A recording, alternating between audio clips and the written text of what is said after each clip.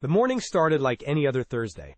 Coffee brewing, the familiar sound of Erica rushing around upstairs getting ready for work, and me scrolling through emails on my phone while waiting for my turn in the bathroom.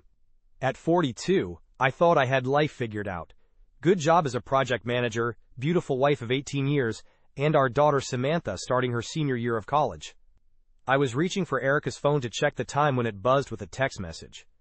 The screen lit up with a name I recognized. Randy Morrison, an old friend from her college days who'd moved to Boston years ago. What I saw next shattered my world in an instant. Last night was incredible. I can't stop thinking about you. When can we meet again? My hands trembled as I stared at the screen. This had to be a mistake. Some kind of misunderstanding.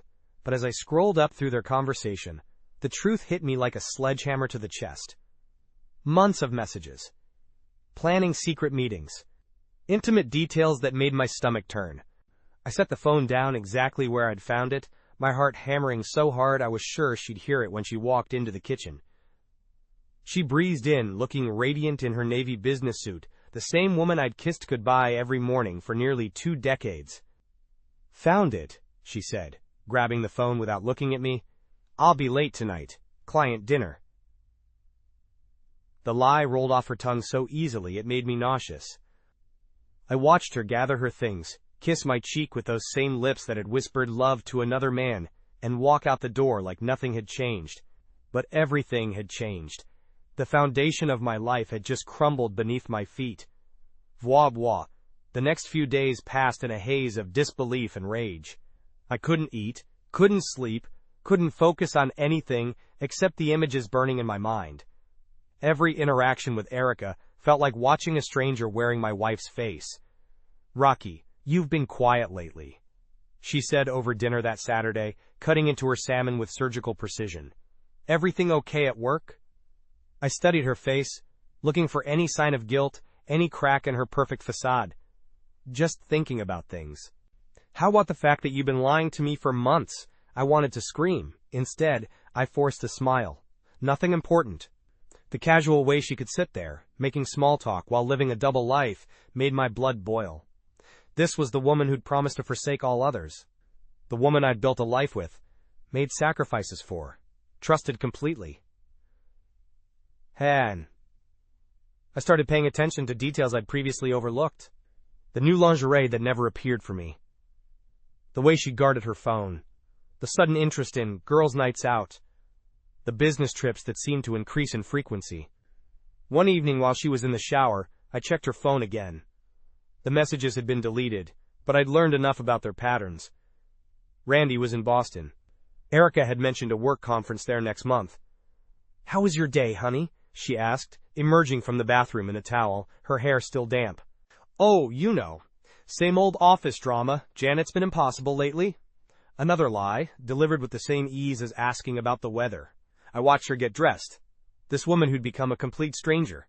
The rage inside me wasn't just about the betrayal. It was about the calculated deception, the way she could look me in the eye and lie without flinching. 2 weeks later, I made a decision that would change everything. Instead of confronting Erica directly, I decided I needed the full truth.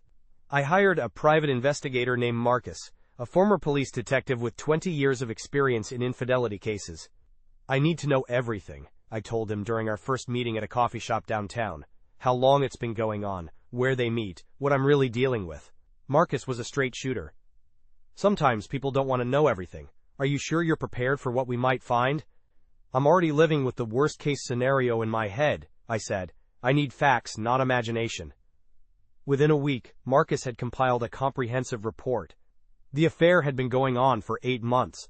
Randy made regular trips to our city, staying at the Marriott downtown. Erica would meet him there, sometimes for lunch, sometimes for entire afternoons. They'd also met during her supposed business conferences in Boston and Chicago.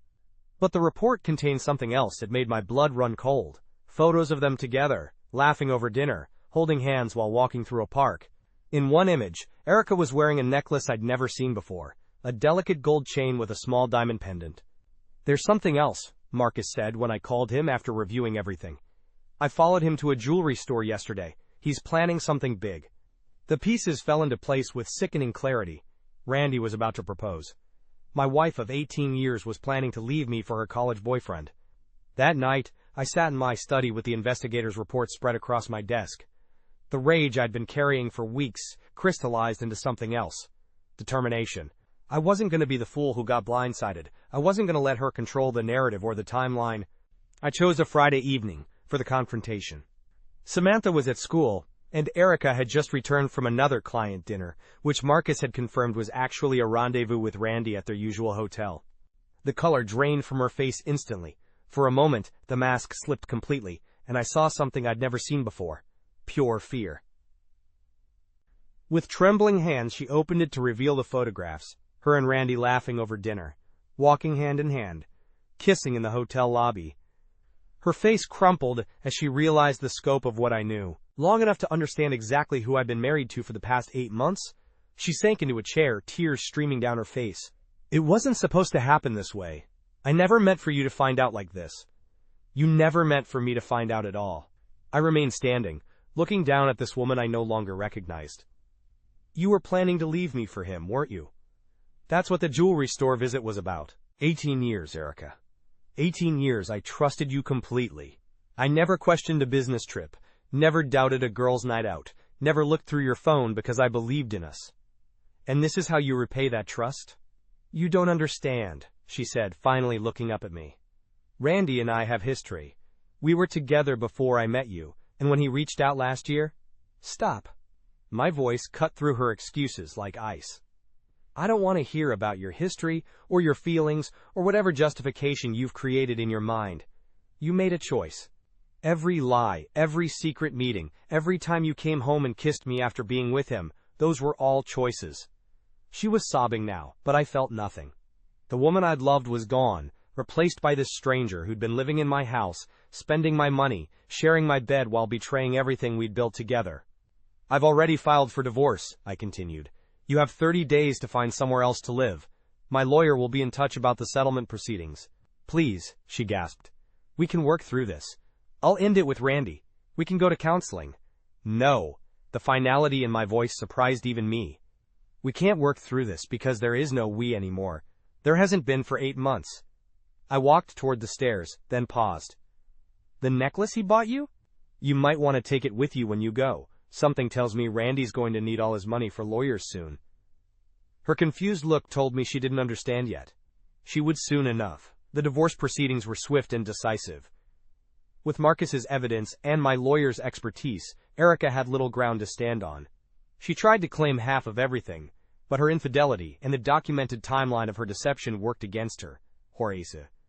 The most painful part was telling Samantha. I drove to her college the weekend after the confrontation, knowing this conversation would change our relationship forever. I don't understand, she said, after I'd explained everything. We were sitting in a quiet corner of the campus coffee shop, her textbooks forgotten on the table between us. Mom always seemed so happy at home.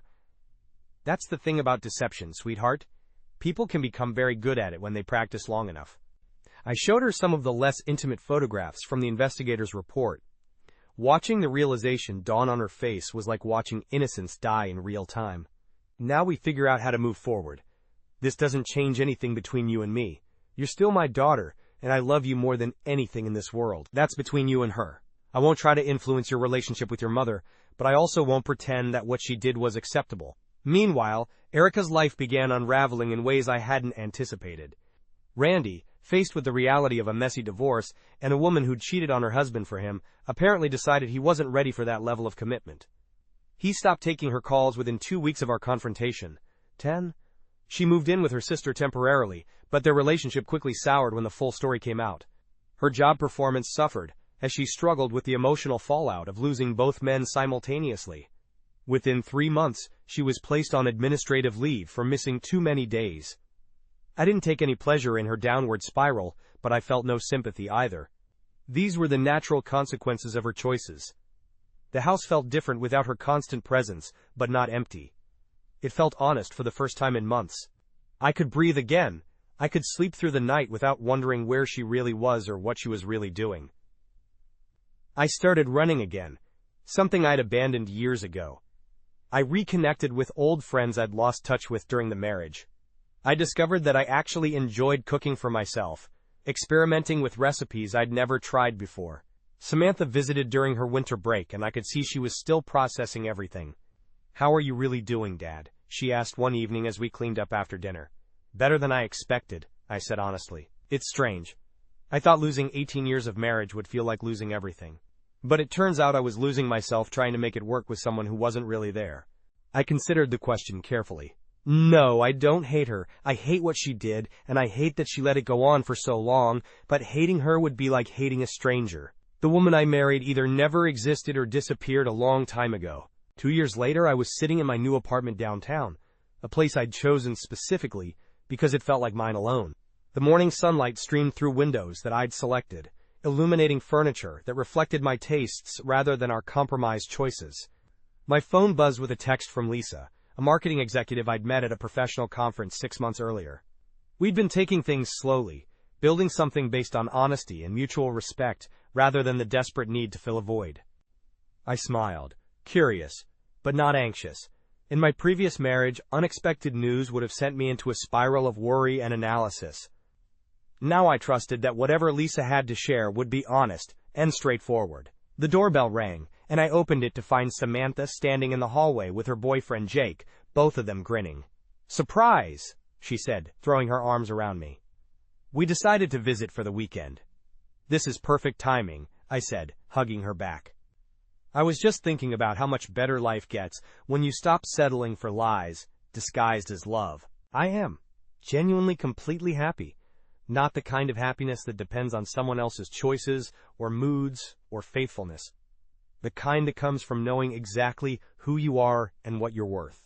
Later that evening, over dinner with Lisa, she shared her news, a promotion that would require relocating to Seattle. "I wanted to tell you in person, because I'm hoping you might consider coming with me," she said, her eyes bright with possibility. "I know it's a big step, but I've spent the last 2 years learning to trust my instincts again. Every instinct I have says yes." She reached across the table and took my hand. "What changed you? From the man who was so careful about everything, to someone who can make a decision like this over dinner?" I thought about the question, remembering the morning I'd discovered those text messages, the months of agonizing uncertainty, the confrontation that had changed everything. "I learned the difference between love and performance," I said finally. "I spent 18 years performing the role of a trusting husband, while my wife performed the role of a faithful one. Real love doesn't require performance, it requires truth." As we walked back to my apartment that night, I thought about Erica for the first time in months. Last I'd heard, she was working as a receptionist in a dental office, living alone in a small apartment across town. The affair partner who'd seemed so important had vanished from her life as quickly as he'd entered it. I felt no satisfaction in her struggles, but I felt no regret either. Her consequences were her own, just as my renewal was mine. The city lights reflected off the windows of my building as we approached, and I realized something profound. I was no longer the man who discovered those text messages 2 years ago. That man had been defined by his relationships, his roles, his need to be needed. This man, the one walking hand in hand with someone who chose honesty over convenience, was defined by his own choices, his own values, his own capacity for happiness. The betrayal that had seemed like an ending had actually been a beginning, not the beginning I would have chosen, but the one that had led me exactly where I needed to be. Standing in my apartment later that night, looking out at a city full of possibilities I'd never considered before, I understood something that would have seemed impossible during those dark weeks of discovery. Sometimes the greatest gift someone can give you is the truth about who they really are, even when that truth destroys everything you thought you knew about your life.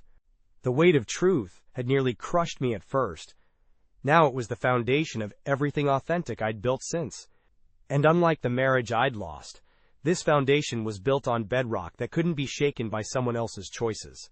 For the first time in years, I was exactly where I belonged, in a life that was completely, honestly, undeniably mine.